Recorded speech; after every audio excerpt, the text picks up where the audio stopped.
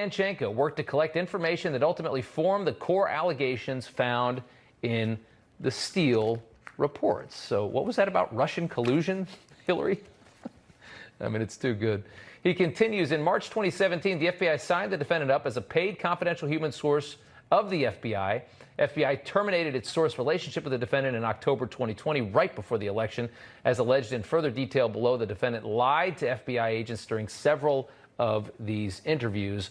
Durham charged Danchenko last year with repeatedly lying to the FBI about his work on the dossier and his sources for the dossier. Joe DeGenova joins us. He's a former U.S. attorney for Washington, D.C.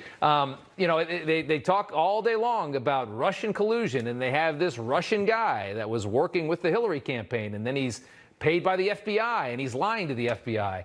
What do you make of this one?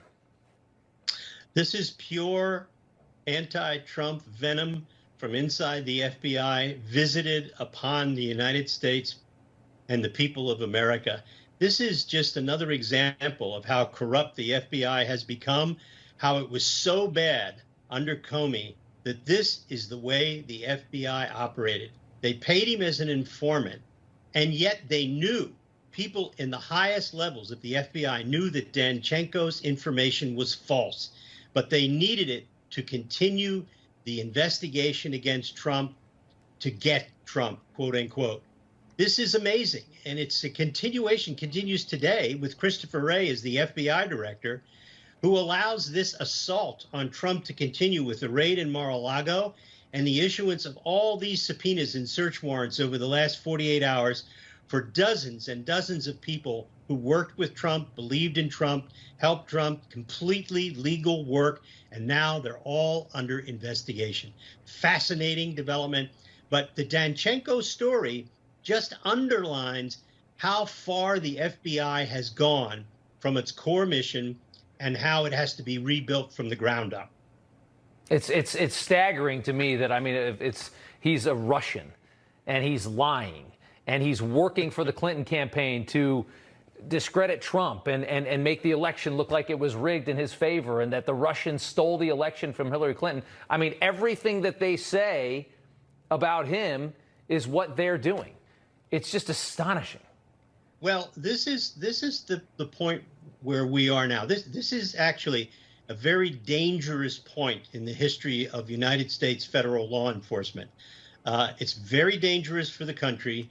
The American people seem to be having a little bit of trouble figuring this out. They're not quite figuring out, how did the FBI get to be this way? What happened to the Ephraim Zimbalist FBI that we saw on television? What happened to the good guys? Now, let's just make it clear. Not every FBI agent who goes out every day and risks his or her life is a bad guy. Most of them, the overwhelming majority, are very, very fine, decent, honorable people.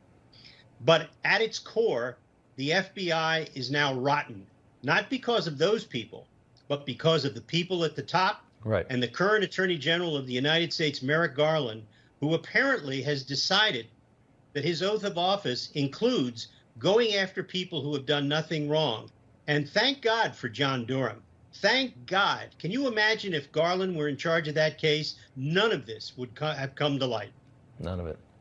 It is just astonishing to see how this whole system works. And as you said, it's not all the FBI agents. And we know that even more so because you keep seeing the same names working across all of these very political cases. You see the same guys popping up in each one. I mean, there might be less than 10 or 20 at an agency that has thousands of people in it. But those 10 or 20 are very important, and they have a lot of sway and a lot of power.